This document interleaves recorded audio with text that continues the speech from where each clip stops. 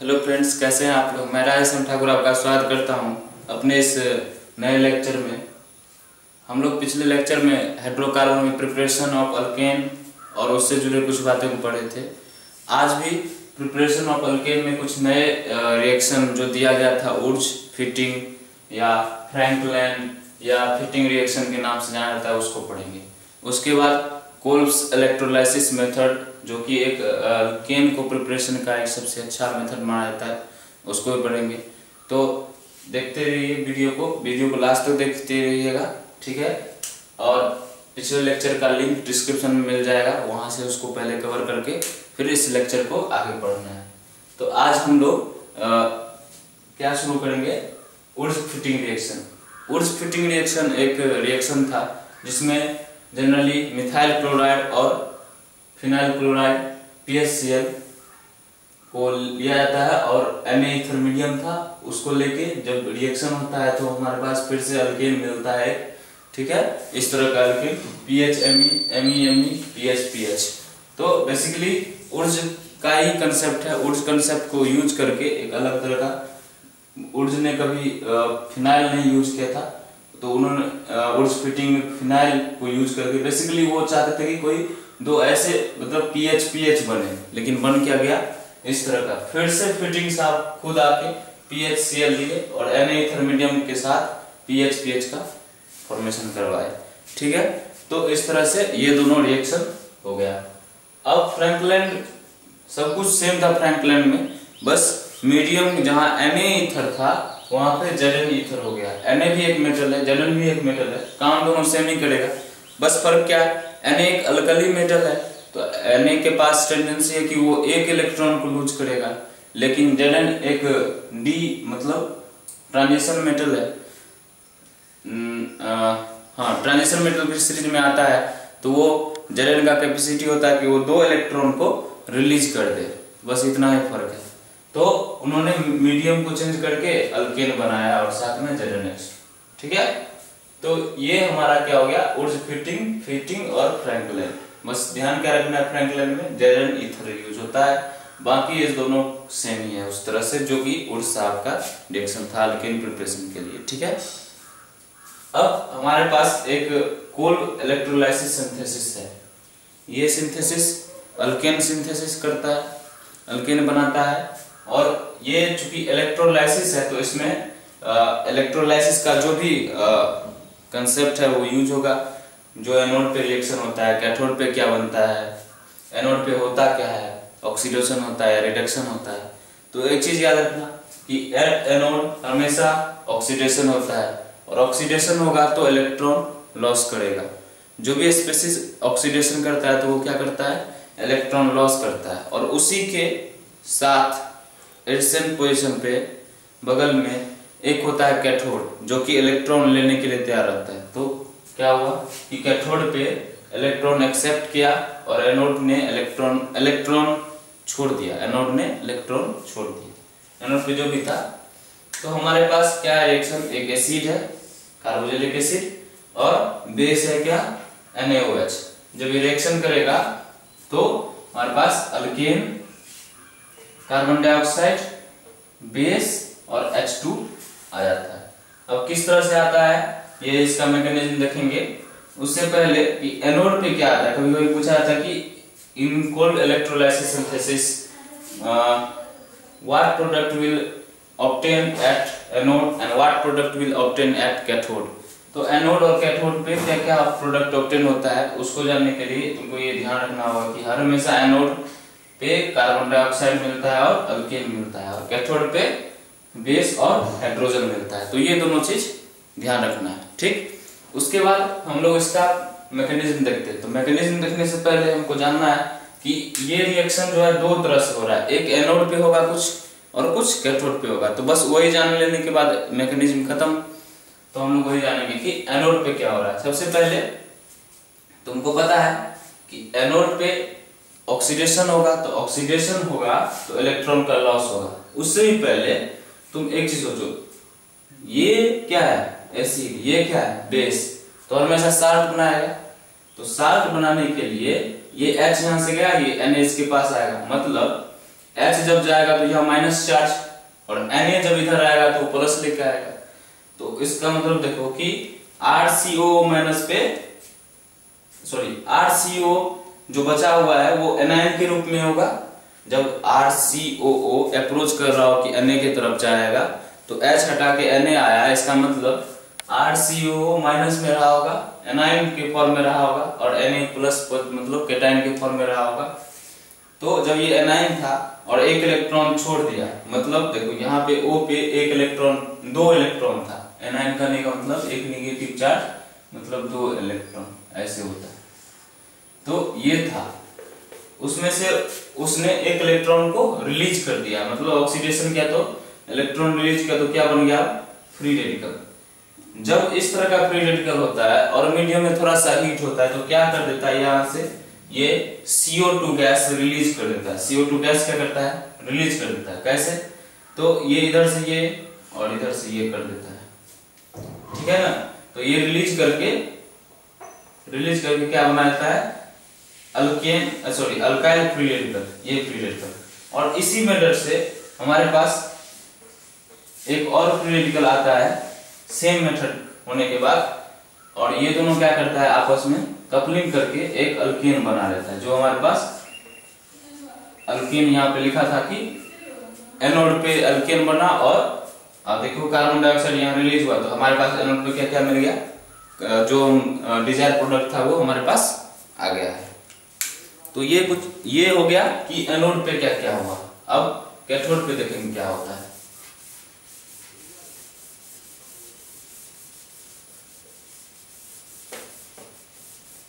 Mechanism एक बार करके देख लेना है, ध्यान रखना है, क्योंकि बोर्ड एग्जाम दोगे तो उसमें पूछ सकता है कि व्हाट मैकेनिज्म क्या है इसका। लेकिन जहां तक कंपटीशन का क्वेश्चन है तो कंपटीशन में इस तरह का क्वेश्चन नहीं पूछता है।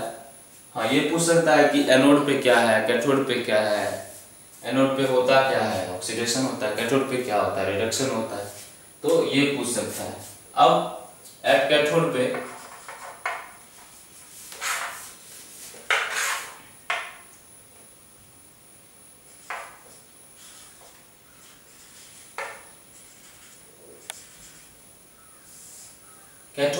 हमारे पास Na प्लस था,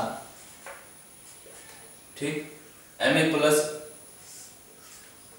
चेंज हो जाता है Na में, एक इलेक्ट्रॉन जब एक्सेप्ट करेगा तो क्या हो जाएगा। अब देखो यहाँ से इलेक्ट्रॉन गया होगा तो प्लस, इसके पास एक इलेक्ट्रॉन था उसने रिलीज कर दिया होगा, तब तो Na प्लस बना।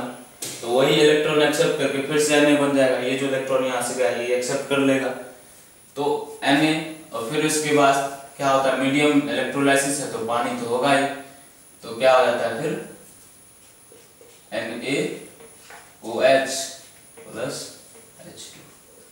तो ये दोनों क्या हो गया, कैथोड का डिजायर प्रोडक्ट है, और ये दोनों एनोड का हो गया।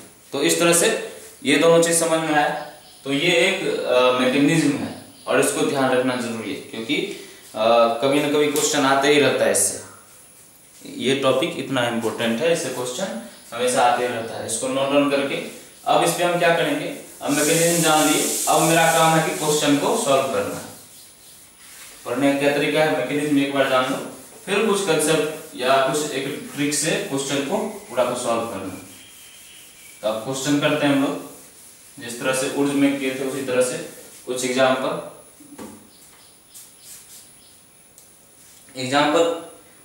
करने से पहले एक जैसे उर्ज में बताए थे कुछ ट्रिक को ध्यान रखना, उसी तरह से इसको भी। तो इसमें बेसिकली क्या है, हमारे पास RCOH था, तो इसमें क्या होगा RCOOR। तो हमको क्या करना है, इसको हटा देना है। जब भी यहाँ पे जब तक ये ना लिखे तब तक मत करना, मतलब ऐसा नहीं करना, ये लिखेगा तब कि ऐसे लिख दे, या कुछ इस तरह से बनाए कि तुमको लगे कि इलेक्ट्रोलाइसिस हो रहा है तब। तो बेसिकली इसको, इस CO2 को हटा के सीधे इस दोनों को चिपका देना है। ये हमारे पास क्या हो गया, अल्कीन, और ये जो निकला इसके साथ CO। अगर और पॉसिबल प्रोडक्ट लिखना है तो ये इसके बाद NaOH प्लस H2 सब लिखना पड़ेगा, ठीक है। जब मेजर प्रोडक्ट तो मेजर प्रोडक्ट अल्कीन बनता है। ठीक, तो ये हमारा क्या हुआ, एक बेसिक स्कीम। इस स्कीम को याद रखते हुए आगे बढ़ेंगे और पूरा का पूरा क्वेश्चन हो जाएगा। जैसे हम मान लो आर की जगह तुमको अब चेंज करके देते रहेगा कि यहाँ ET दे दे, फिर CO, फिर से ET, इसी तरह से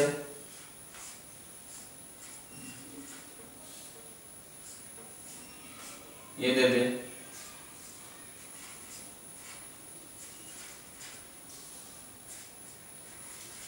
ये दे दे,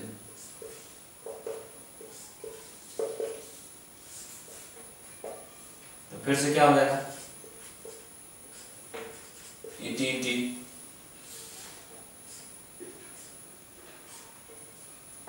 लेकिन इसमें फिर से आ गया क्या, ये एक टर्सरी ब्यूटाइल ग्रुप है। और टर्सरी ब्यूटाइल ग्रुप में क्या होता है ना कि जब R टर्सरी होता है तब उसके लिए अलग से केस पढ़ते हैं कि क्या होता है जब हमारे पास ये RCOH में कुछ इस तरह का था हमारे पास, ये R जब टर्सरी होता है तो हमारे पास कुछ अलग सा कंसेप्ट क्या आता है कि R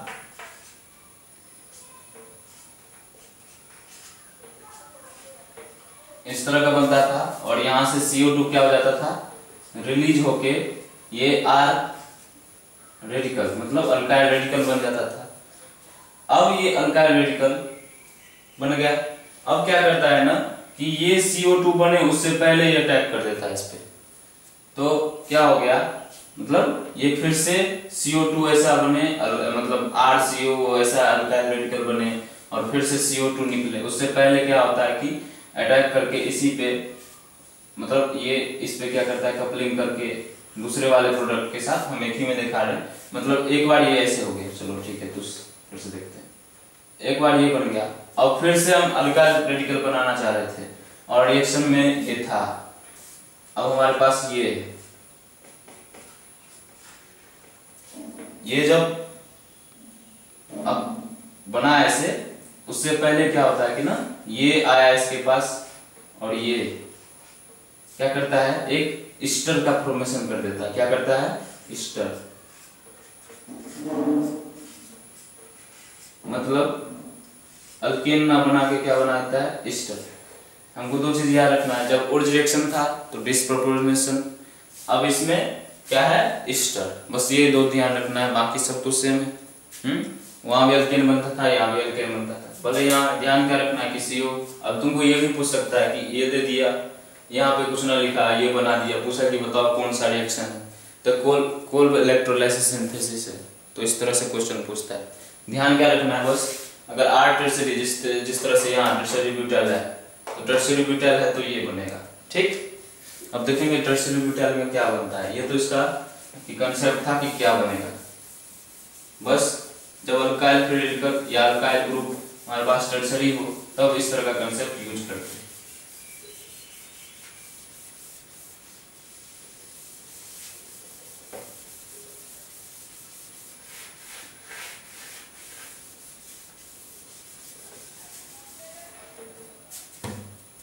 ठीक है, अब देखेंगे टर्सरी ब्यूटाइल में हमारे पास क्या है।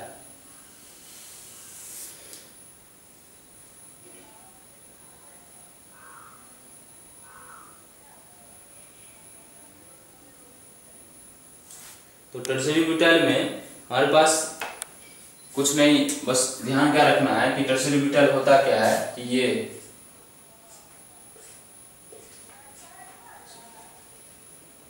है हमारे पास टर्सरी ब्यूटाइल और इसके साथ ये होगा कुछ,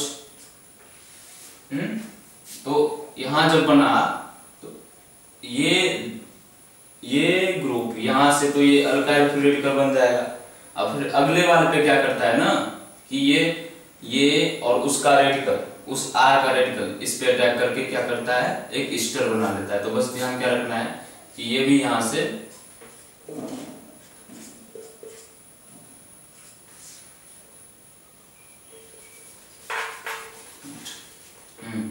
ये यहां से ये बन जाए, तो ये उसका टर्सरी ब्यूटाइल ऑक्साइड मतलब ब्यूटाइल वाला जो था उसका प्रोडक्ट है। ठीक है। इसी तरह से अगर तुमको इसमें रिएक्शन दे दे बहुत सारा कुछ ऐसे करके यहाँ पे लगा दे, एक मिनट क्वेश्चन देख लेते हैं हम।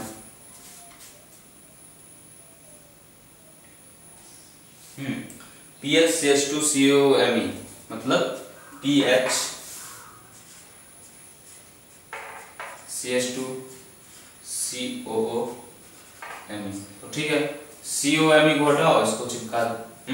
बेसिकली क्या करना है, इसी को करना है। अगर यहाँ पे KES लिखा हुआ है, KES लिखा हुआ है तो क्या करेंगे, वही वाला कंसेप्ट अपनाएंगे, इसको हटा देंगे और PHCH2ME, ये आंसर हो जाएगा। ठीक है, तो इस तरह से क्या करेंगे,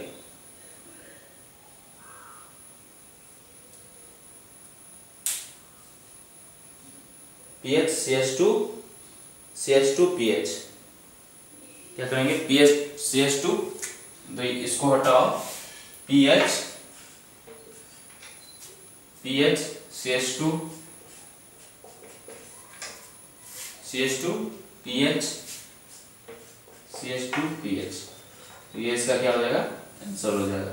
तो इस तरह का क्वेश्चन करके आगे बढ़ना है। ठीक है, तो इसी तरह से और बाकी क्वेश्चन कर लेना खुद से। फिर अगर मान लो कि यहाँ पे जैसे उसमें था कि इंट्रा वाला हो जाए, कि जैसे ये बड़ा सा चेन है हमारे पास और यहाँ पे CONA लगा हो और इधर भी CONA लगा हो, तो ये ग्रुप और ये ग्रुप हटेगा और यहाँ पे रेडिकल होगा, दोनों को कपलिंग करके एक नया सा रिंग बना लेगा 5 कार्बन का, जैसे ऊर्ज रिएक्शन में हुआ था उसी तरह से, तो वहाँ पे साइक्लोपेंटेन बन जाएगा। ठीक है, तो इस तरह से हमारा कोल्ड इलेक्ट्रोलाइसिस सिंथेसिस जो है वो खत्म हो गया। अब आगे हम लोग और कुछ क्वेश्चन करके, या क्वेश्चन PDF में मिल जाएगा वो कर लेना तुम। उसके बाद हम लोग